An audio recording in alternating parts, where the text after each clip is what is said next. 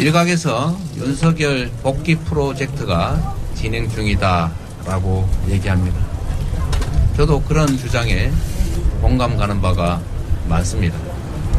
저놈들이 이재명 대표를 이렇게나 두려워할 줄은 몰랐습니다. 여기서 저놈들은 역사 청산을 거부하는 것을 넘어 역사를 왜곡함으로써 지금까지 누려왔던 자신들의 기득권을 지키려는 그런 놈들입니다.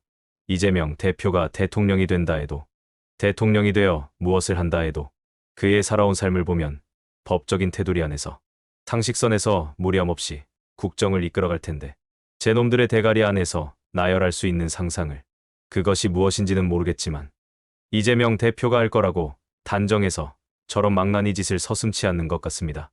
뭐가 문제여서 이렇게도 힘이 드는 것일까요? 고위 공직자의 탄핵 사건은 정치 재판이 아닙니다. 직무를 수행하는 과정에서 헌법 위반의 사실을 확인하고 중대성을 판단하고 피청구인이 복귀할 경우 수행하게 될 직무에서 헌법 수호 의지를 담보할 수 있느냐를 판단하는 재판입니다. 판단 내용도 두 가지밖에 없습니다. 직위 유지와 직위 박탈 두 가지입니다. 헌법 재판관들이 어떤 기준으로 판단해야 하는지는 이미 명확하고 윤석열 탄핵 심판에서 재판관들 또한 명확히 밝히기도 했습니다. 명확한 판단 기준을 뒤로하고 헌법 재판관들이 엉뚱한 기준을 만들고 있습니다. 대통령으로서 이재명을 지켜볼 것인가 내란을 일으켰지만 임명자인 윤석열을 복귀시키거나 무정부 상태에 가까운 2년의 세월을 보내면서 사법 권력으로 이재명 제거를 다시 한번 시도해보느냐. 이런 역같은 내란 세력의 분위기에 헌재 재판관 일부도 서성거리는 거 아닌가. 그런 의심이 일부 재판관 기준으로 현실화하고 있습니다. 일반적 사회상식이나 법률적 양심만으로 내란 세력들이 무엇을 할 것인지 예단하거나 설마 하면서 애써 현실을 부정하는 미련한 짓은 이제 버려야 합니다.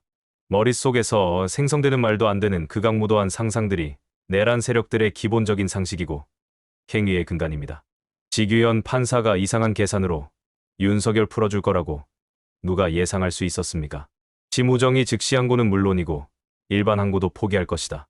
경호 차장의 영장 청구는 계속 거부나 기각될 것이다. 국회 추천 헌법재판관 임명 거부는 헌재에서 이연 선고가 나겠지만 헌재는 한덕수를 복귀시키고 권한대행은 임명을 계속 거부할 것이다. 이렇게 누군가가 2월 즈음에 미리 경고했다면 그 즈음에 누군가가 그렇게 경고했다 해도 그때는 아무도 믿지 않았을 것입니다. 그런 일은 현재의 시국상 절대 불가능한 일이라고 했을 것입니다. 그것은 민주진영이나 일반 국민들이 아니래서가 아니라 민주진영과 일반 국민들의 상식을 아득히 벗어나는 일이기 때문입니다. 결과를 보고 자책하거나 우리 서로에게 나무라면 조금 그렇습니다. 세상은 아직도 윤석열 정권입니다. 윤석열의 내란처럼 상식을 아득히 벗어난 일을 국민의힘과 한덕수 총리, 최상목 경제부총리, 심우정 검찰총장, 지기현 부장판사가 벌였고 심지어 헌법재판소 두세 명 재판관들까지 한 몸이 아니냐는 의심을 받고 있습니다. 이들은 모두 국가를 이끌어가는 고위 공직자이며 영향력이 막강한 정치 세력이라는 것이 혼란이 극심한 대한민국 문제의 본질입니다. 이런 고위직에 있는 자들이 앞장서서 헌정 질서를 무너뜨릴 것이라고 상상하는 것 자체가 민주사회의 결례가 되어야 정상이지만 현실은 정반대의 모습이어서 전제의 혼란이 지속되는 것입니다. 국민들은 이들의 모습만으로도 버거운데 헌법재판소까지 더해지니 이성을 차리기가 점점 한계에 부딪힙니다. 이런 일들은 민주진영과 일반 국민들의 합리적 추정의 범위를 완전히 벗어나는 일입니다. 결과를 가지고 나무라거나 자책해서는 안 됩니다. 중요한 것은 지금 현재 상황에서 어떤 행위를 통해서 우리가 윤석열 복귀 공작을 저지하느냐는 것입니다. 헌법재판소는 제3의 내란 세력으로 불리기 시작했습니다. 헌재 재판관 일부가 분명하게 내란 세력에 동조한다 강력한 의심이 들고 있습니다. 헌재와 관련해서 온갖 설들이 난무하는 이유도 판결이 지연되고 지연되는 어떤 이유도 설명도 헌재가 밝히지 않기 때문입니다. 행위만 놓고 판단한다면 윤석열에 대한 판결이 늦어질 이유도 헌법재판관들이 분열할 이유도 없을 것입니다. 윤석열을 파면시키면 일단락되어 회생 절차를 대한민국이 밟겠지만 어쩔 수 없는 국회에서의 특단의 조치는 윤석열이 복귀하는 것만큼은 맞겠지만 그것은 국무회의가 기능을 상실하고 헌법재판소가 기능을 상실하는 것을 의미합니다. 국무위원 중에서 누군가는 권한대행이 되겠지만 권한대행이 계속해서 내란 세력의 편에 서 있는 경우 현재보다 더 심각한 아수라장이 적어도 2년 이상 펼쳐진다는 것입니다. 국정을 이끌어갈 수장이 공백인 상태에서 2년이라면 경제, 외교, 안보, 교육, 문화 등 모든 분야가 후퇴할 것입니다. 대한민국에 닥치는 중차대한 위기 상황은 가정이 아닙니다. 회자되는 3명의 헌재 재판관들이 모를 수 없습니다. 다만 그들의 입장에서 살펴보면 욕은 좀 먹겠지만 자신들의 지위나 기득권은 유지될 것이다. 흔들리지 않을 것이라는 믿음 때문일 것입니다. 그런 사고방식이 아니라면 헌재의 지금 모습은 납득할 수 없습니다. 헌법재판소의 시간은 이제 한계에 다다르고 있습니다. 마은혁 재판관 임명을 기준으로 보면 국회의 마지노선은 4월 1일입니다. 한덕수는 탄핵을 당할 각오로 임명하지 않을 것입니다. 아마도 탄핵안이 발의되면 총리직에서 스스로 사임할 것입니다. 최상목에게는 더 이상의 기대가 불필요합니다. 최상목은 반드시 한덕수와 함께 탄핵해야 합니다. 11명의 정족수를 남겨놓은 채 나머지 국무위원 전체를 일시에 탄핵하는 것도 민주당은 심각하게 고려해야 합니다. 국회는 내란 세력에 동조하면서 헌정질서를 심각하게 훼손하는 국무회의 기능을 정지시킬 수 있고 기능 정지에 따른 역풍이든 뭐든 감수하겠다는 의지를 보여야만 내란 세력들이 더 이상 준동하지 못합니다.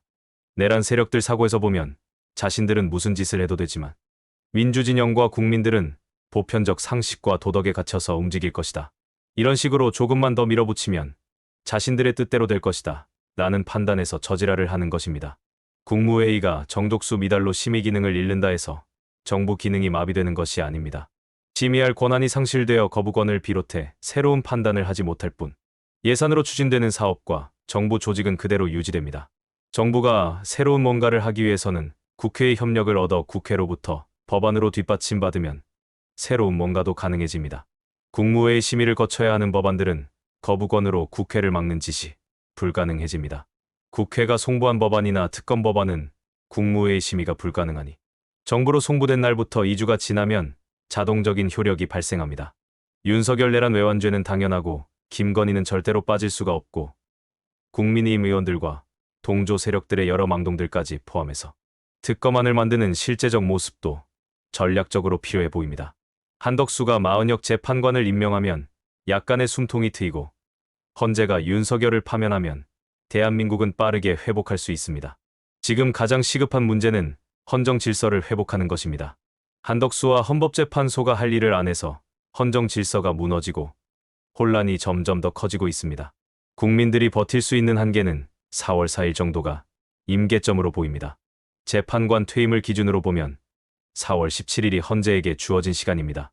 자신들이 마지막에 어떤 결과를 낼지, 결과가 없이 스스로 헌재를 무력화할 것인지, 헌재는 국가와 헌재의 운명을 스스로 결정해야 합니다. 세부 사항을 조율하느라 시간이 걸린다는 이런 가설. 이런 낭만적인 가설은 이제 폐기해야 됩니다. 저는 여전히 이번 주 금요일에 선고가 나온다면 윤석열 탄핵은 당연히 인용될 거라고 생각을 합니다만 지금은 새로운 재판관 임명으로 기각이나 각하될 수 있다는 전제, 시간을 끌어 판결을 아예 안 해버릴 거라는 전제, 이런 시나리오에 어떻게 대응할 것인지에만 모든 방안을 강구해야 합니다. 국회는 플랜 A, B, C, D를 준비해둬야 합니다. 지금은 최악을 상정하지 않는 쪽이 반드시 패배하는 상황입니다. 저들 입장에서 한번 생각해 보자고. 저들 입장에서. 저들 입장 선택지는 딱 둘 중 하나예요. 이재명이 대통령 되는 거 지켜볼래? 아니면 윤석열을 대통령 복귀시키고 말래? 헌법재판관 일부 역시 그 선택지 앞에서 서성거리는 거 아닌가? 엊그제까지만 해도 8대0 만장일치 파면을 추호도 의심치 않았습니다. 법관 출신 헌법재판관님, 그런데 생각이 바뀌었습니다. 변론 종결 34일차 분명 의도가 작동하고 있다고 믿을 수밖에 없습니다. 파면을 지연하는 것은 곧 윤석열의 복귀를 꿈꾸고 있는 재판관 또는 세력이 있다는 반증이다. 윤석열의 복귀는 재앙입니다. 윤석열의 복귀는 재난입니다. 윤석열의 복귀는 파괴입니다. 윤석열의 복귀는 파국입니다. 윤석열의 복귀는 결단납니다. 지금까지 판단과 생각 전략을 바꿔야 합니다. 지금까지 호소, 설득, 기대였습니다. 이제 헌재가 국민의 명령을 배반한다는 의심이 있는 이상 헌법기관인 국민의 주권을 위임받은 국회가 최대한의 권한과 권능 행사에 나서야 합니다.